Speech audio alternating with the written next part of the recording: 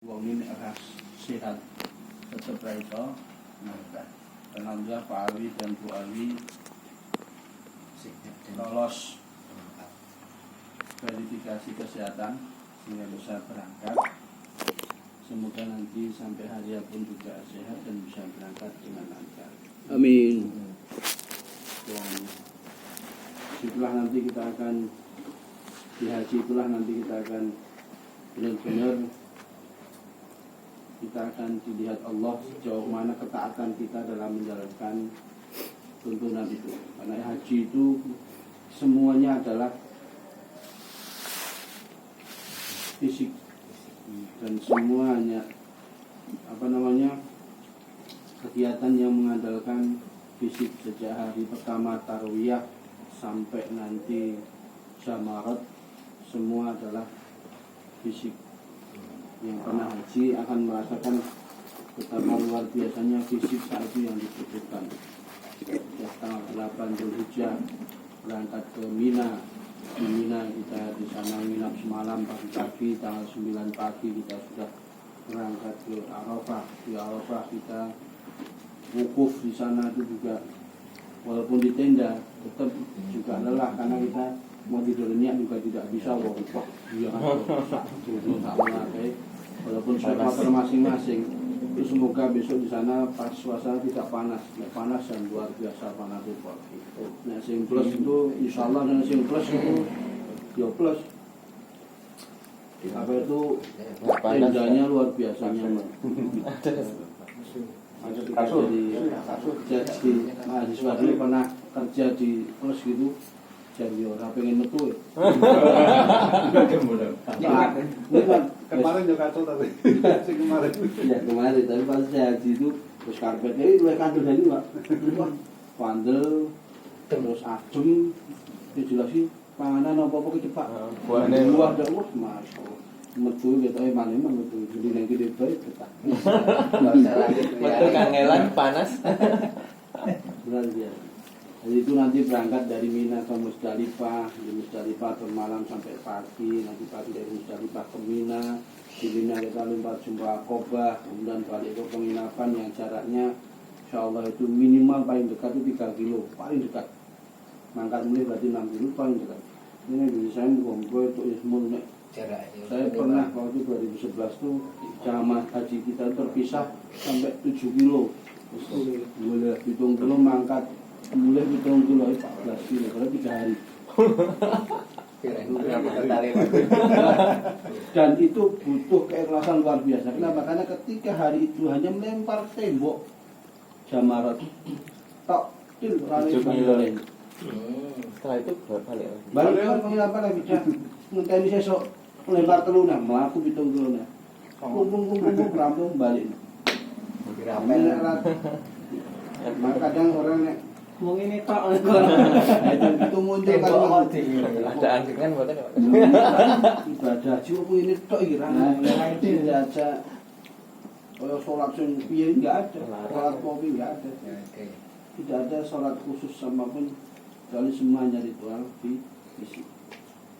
Maka memang itu ibadah yang pamungkas karena itulah ibadah yang membutuhkan biaya, ibadah yang membutuhkan keikhlasan, ibadah yang membutuhkan tenaga, ibadah yang membutuhkan kerelaan kita untuk meninggalkan tanah air kita, rumah kita dalam rangka untuk menuntaskan dan menyempurnakan rukun Islam kita.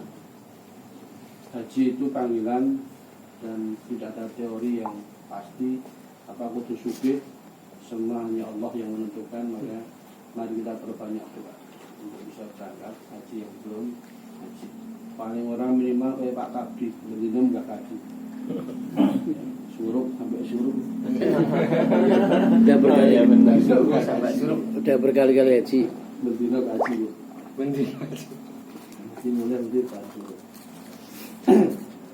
Dan kedua memang saat itu juga haji itu akan menjadi bukti bagaimana jiwa kita. Toleransi, empati, sabaran itu akan diuji di situ. Dan itu selalu tinggal sekamar. siji pingine dipasangin di sini ora. Di sini laponge udah melek nek udune mati itu itu buat urusan tujuh. Oh masih Makan. ra iso turun tontone turun ngorok sini ora iso turu wae. Itu juga perlu kelonggaran dan apa itu kelapangan hati kita ketika menghadapi hal seperti itu. Maka pada malam hari ini ada hadis yang mungkin bisa menjadi renungan kita bersama. Hadis ini tidak asing dan kita semua sudah membaca dan mendengar dan bahkan sudah membacanya. Apalagi kalau ikut grup yang Pak Gun barusan masuk, grup ini waktu sholat ya. Itu ada hadis yang tadi disebutkan sangat baik sekali dan ini bisa menjadi pelajaran buat kita. Hadis tentang kebaikan itu adalah akhlak yang baik. Hadis itu berbunyi An-Nuwas bin Sam'an radhiyallahu anhu an Nabi sallallahu alaihi wasallam qala. Dari Nawas bin Sam'an radhiyallahu anhu, semoga Allah meridhai Nawas bin Sam'an. Dari Nabi Muhammad sallallahu alaihi wasallam beliau bersabda, Al-birru, kebaikan itu adalah husnul khuluqi, akhlak yang baik. Kebaikan sesuatu yang baik atau kebaikan adalah parameternya adalah husnul khuluq, akhlak yang baik. Wal ithmu, sedangkan dosa adalah ma haka fi nafsika wa karihta ayattali alaihin nas. Sedangkan dosa atau kejelekan itu adalah sesuatu yang haka fi nafsika, meresahkan jiwamu, wa karihta ayattali'a alaihin nas, dan kamu benci atau tidak suka dan tidak ingin hal itu diketahui oleh orang. Jadi barometer keukuran kejelekan itu sebenarnya simpel. Nabi itu memberikan barometer yang simpel. Baik itu ketika kebaikan itu adalah ketika kita bisa berakhlak yang baik. Suatu hal yang buruk adalah ketika sesuatu itu ketika kita lakukan membuat hati kita menjadi galau, resah, gelisah, tidak nyaman dan khawatir nek wong liya ngerti. Nah, kadang nek wong delik-delik itu tinggal tak jelas. Ini nek poso kan mane delik-delik. Kalau mokal mesti ada mokal terang-terangan nang masjid mokal mesti semua akan delik. Bahkan warung pun juga tutupi pakai gorden atau pakai kerai biar yang makan juga merasa nyaman, karena dia juga nggak nyaman ketika makan, karena ketika walaupun dia bukan muslim dia juga nggak nyaman ketika dilihat orang lain, orang muslim yang sedang berpuasa, apalagi muslim yang kemudian majian. Itu jelas mesti dia gelisah dan khawatir kalau pada saat dia makan itu konangan masalah jimin tuh teguh harus kokang konangan kalau kokang cekel ke lapangan. Neng India ini medeni ini viral sing konangan polisi cekel gebuke kan rotan di dicambuk lho cekel wah iya ya tapi yo ora kaya ngono lah. Medeni ya. Dicekel itu karo polisi. Pokoknya itu pokoknya. Wah, orang mau pisah tuh tak situ ini tak ya rugi karo saiki kaya gitu ya Islami lah kaya ngene ya. Sekarang ini yo lagi kebukian ya. Walaupun yang kebukian yang muslim yang dia itu memang mokel itu. Dia mokel terus peraturan di sana campuran sampai rotan itu tugel itu bulan terus rotan loro video itu. Itu budaya dan adat al-ada al-muhkamah dalam kaidah usulnya al-ada muhkamah. Sesuatu yang biasa itu bisa dijadikan sandaran untuk hukum. Mungkin di sana mungkin begitu, dan saya sepakati yang muslim nek konangan ada polisi. Kalau di Aceh ada polisi sosial atau polisi apa? adab gitu. Polisi syariah. Nah, polisi syar'i. Ono sing di sana satu-satunya provinsi yang menerapkan campur. Ini boracem gula ya. Ngeri ya. Ngeri ya racem. Aku kembali. Itu seingat saya itu satu-satunya berani merajam itu ya itu yang di Kaliurang itu komandan jihad. Oh, Ja'far. Ja'far Kering. Itu merajam tenan ku. Ja'far. Anggota ini sing Yang konangan dan dirajam sampai mati. Sampai yang tembak pisan mulai. jam tembak mending dor kami diandung ini Dirajam di itu hukum kita. Memang kalau mulai itu akhirnya yoto itu nanti stop kilo rawan kan. Itu kembali kepada pemahaman tentang kebaikan bahwa sesuatu yang baik adalah akhlak yang dinamakan kebaikan itu adalah tidak itu termasuk akhlak yang baik, dan sesuatu yang jelek atau dosa itu adalah sesuatu yang meresahkan hati dan kita khawatir bila hal itu diketahui atau nampak ketahuan oleh orang lain. Dan itu bisa menjadi barometer kita masing-masing ketika kita akan melakukan sesuatu atau mengucapkan sesuatu. Itu bisa jadi barometer kita. Kalau hal itu kita ucapkan nanti malah bikin kita tidak nyaman, jangan diucapkan. Kalau itu malah membuat kita nanti galau, kemudian sebelum ngomong kaitan, kita khawatir konangan, jadi jangan kita ucapkan. Maka itu bisa menjadi rem bagi kita ketika kita akan melakukan atau berbuat sesuatu. Hadis yang berkaitan dengan itu juga adalah hadis yang dari Wabisah bin Ma'bad radhiyallahu anhu. Qala, dia berkata, Wabisah berkata, ataitu Nabi sallallahu alaihi wasallam. Saya datang ketemu Kanjeng Nabi. Faqala, langsung Kanjeng Nabi langsung lekat. Jika tas'alanil bir, ya Wabisah, apa kamu datang ke sini mau menanyakan tentang albir, kebaikan? Qultu na'am ya Rasulullah. Saya ingin menanyakan apa itu yang dikatakan kebaikan. Qala, maka Nabi pun langsung mengatakan, hadisnya ini masyhur, istafti qalbak. Istafti, minta fatwalah atau tanyakan, minta fatwalah qalbaka pada hatimu. Jadi ketika ini akhirnya terkait dengan hadis Nabi yang lain, inna fil jasadi mudghah, ya kan? Dalam jasad kita ada segumpal daging atau darah. Jika baik maka semua baik, jika rusak maka rusak semua. Ala wahiyya al-qalbu.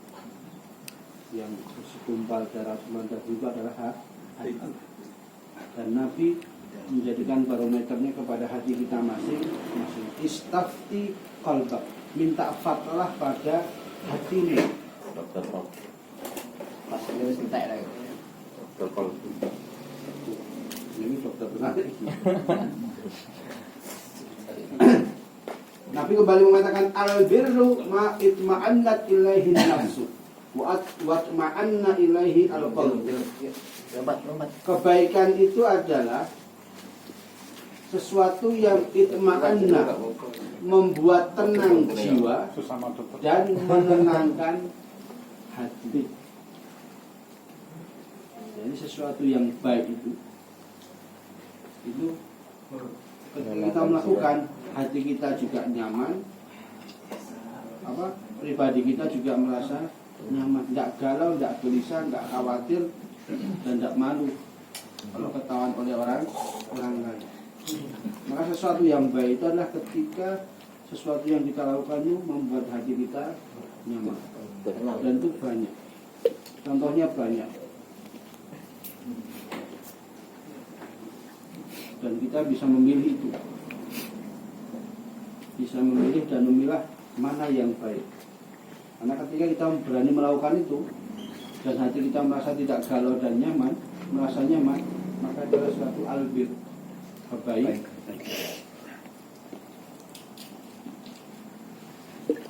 Sedang wal ismu, sedang dosa atau keburukan adalah mahaka fin nafsi wa taraddada fis sadri. Sedang dosa adalah kebaikannya. Yang tadi di awal sudah dikatakan sesuatu yang meresahkan hati, meresahkan jiwa dan membuat galau diri kita. Maka Nabi pun sampai mengatakan kalau dalam kaitan dengan berkata-kata pun, man kana yu'minu billahi wal yawmil akhir falyaqul khairan aw liyasmut, maka katakan yang baik atau lebih baik itu dia. Falyaqul itu mau bisa jadi dalam kata-kata, kalau sekarang dengan tulisan ya. Dirijine ini marai tak sampaikan kok malah bikin rusuh, kemudian tidak usah.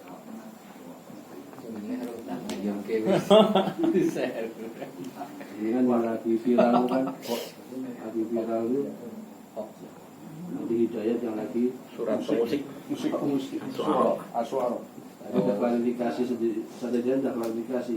Jadi kalimat dia yang dipotong di menit keberapa itu dipotong, yang itu muncul kalimat asy'ara itu musik yang ada dalam Quran. Dipotong segitu doang, padahal penjelasannya panjang tuh.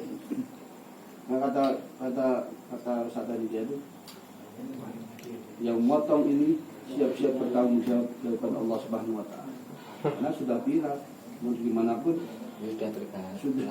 sudah apa namanya, tidak kemana-mana, malah ditazir. Makanya setelah saya tidak kok bisa di potong ya. Kalau saya jadi di sudah. Maka kalau sesuatu itu tidak baik, malah mendatangkan sesuatu yang malah mudarat, dia lebih baik dia. Maka inilah yang perlu menjadi perhatian kita, bahwa ketika kita melakukan sesuatu dalam kehidupan kita sehari-hari, istafti qalbak, minta fatwalah pada hati kita. Ketika sesuatu itu tidak membuat hati kita resah, membuat nyaman hati, membuat nyaman jiwa, membuat nyaman pribadi, perilaku kita, maka silahkan kita tapi kalau sesuatu itu malah membuat hati galau, maka itu menjadi barometer bahwa sesuatu ini mesti tidak baik. Dan itu dalam kita berinteraksi dengan orang lain pun bisa kita gunakan. Ketika membuat itu kita tidak nyaman, ini kita tunda. Kalau membuat kita sesuatu membuat hati kita menjadi tidak enak, maka ada sesuatu dan itu sudah disampaikan istafti qalbak, minta fatwalah pada hatimu ketika kita akan melakukan sesuatu, ketika akan mengucapkan sesuatu, ketika kita akan menentukan sesuatu. Nah, kepada rahimahullah, itulah hadis Nabi yang saya ingat sekali dan ini menjadi pelajaran buat saya pribadi ketika hadis ini saya baca pertama kali dulu ketika saya di Mesir. Al-biru itu husnul khuluq, atau ma'itma'anna an-nafsu wa atma'anna qalbak, wal ithmu mahaka fi sadrika wa taraddada fi sadr. Itu selalu menjadi pegangan saya pribadi, walaupun itu kadang lupa, kemudian saya sering merasa bersalah, tapi hal itu saya tanamkan pada diri saya bahwa di hati kita masing-masing kita bisa menentukan mana yang baik, mana yang buruk. Dan itu kembali kepada firman Allah Subhanahu wa taala, fa'alhamaha fujuraha wa taqwaha. Sejauh mana kedekatan kita pada Allah, kedekatan kita pada sunnah Nabi, maka nanti qad aflaha man zakkaha. Nah, ketika kita berusaha untuk menjaga kebersihan jiwa kita, pasti apa yang kita lakukan itu jangan sampai mengotori jiwa kita, mengotori hati kita. Waqad khaba man dassaha. Jadi kalau kita sudah gak peduli dengan itu, pasti kita akan melakukan sesuatu yang bisa membuat hati kita kotor. Maka Rasulullah SAW dalam hadis yang lain mengatakan, istahyu minallahi haqqal haya. Malulah kalian kepada Allah haqqal haya, dengan benar-benar malu. Qalu nahnu nastahyi ya Rasulullah. Para sahabat langsung menjawab, kami sudah malu pada Allah. Qala, tapi apa kata Nabi? Bukan itu. Antahfadhu ra'sa bima wa'a. Kamu dikatakan malu ketika kamu mampu menjaga kepalamu dan apa yang ada di kepala itu, dari pikiranmu, dari mata, dari mulut, dari telinga. Itu dari kamu jaga dari hal-hal yang memang tidak disukai. Wal batna wa ma hawa, dan perut dan segala apa yang ada di sekelilingnya. Jadi badan kita, tangan kita, hati kita, perut kita sendiri, termasuk kaki kita. Kalau kamu bisa menjaga itu, maka tastahi minallahi haqqal, kamu malu kepada Allah dengan benar-benar. Barangkali itu untuk kita malam hari ini. Semoga kita bisa memahami dengan baik, sehingga kita bisa berhati-hati dalam bertindak dan berpikir. Aku lupa lihat, astagfirullahaladzim wa lakum. Assalamualaikum warahmatullahi wabarakatuh. Waalaikumsalam warahmatullahi wabarakatuh. Terima kasih atas kelas materinya. Materinya cetak saya di WA.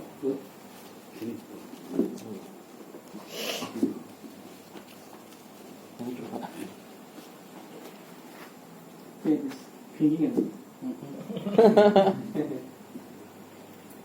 Amit sama.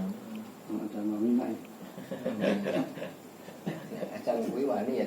Ini Foto itu. Muka-muka acara Iya. besok ada baca. Foto kacanya udah tadi. Ya kan gimana tadi? tapi